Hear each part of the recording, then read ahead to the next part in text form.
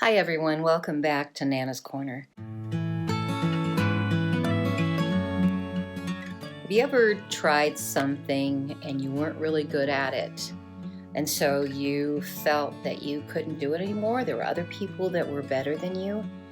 Well, our story today is about a giraffe who didn't think he could dance. He watched other animals dancing and they were really, really good, but he didn't think he'd be able to do it until he got some encouragement from a wee tiny little bug.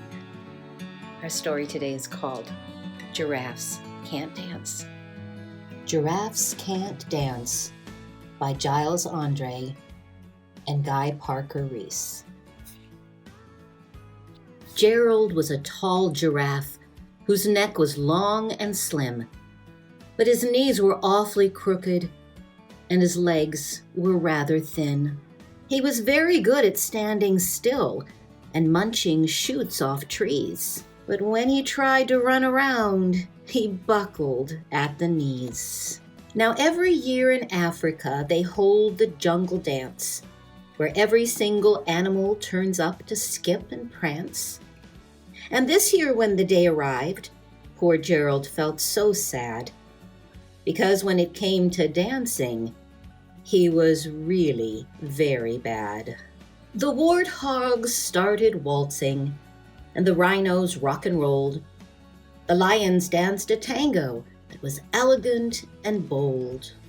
The chimps all did a cha-cha with a very Latin feel, and 8 baboons then teamed up for a splendid Scottish reel.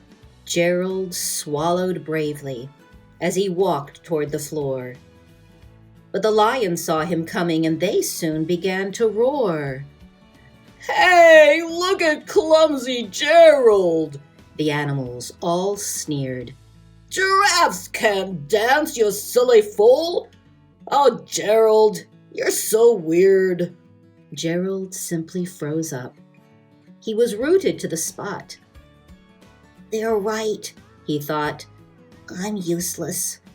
I feel like such a clot." So he crept off from the dance floor, and he started walking home. He'd never felt so sad before, so sad and so alone. Then he found a little clearing, and he looked up at the sky.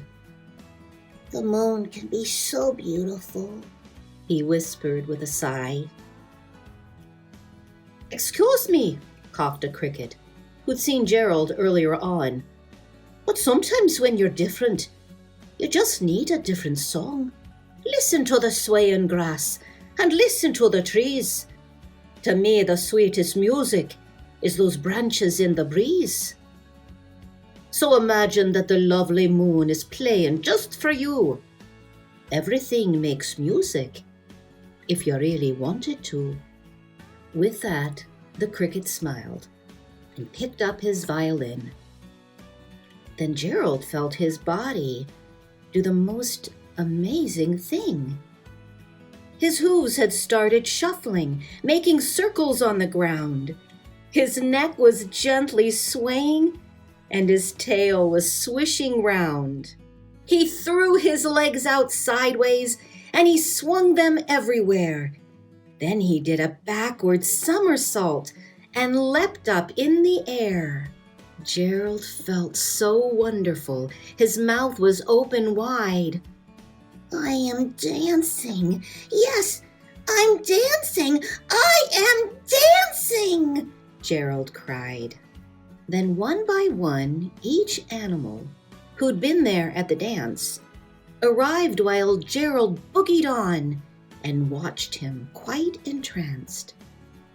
They shouted, "It's a miracle! We must be in a dream! Why, Gerald's the best dancer that we've ever seen! Did you learn to dance like that? Please, Gerald, tell us how!" But Gerald simply twirled around and finished with a bow. Then he raised his head and looked up at the moon and stars above. "We all can dance," he said, "when we find music that we love." So what did you think of that story? The next time you think you can't do anything, just keep trying. And it doesn't matter if it doesn't look like everyone else's. It's yours. You just keep doing it and keep trying. All right, we'll see you next time. Bye-bye.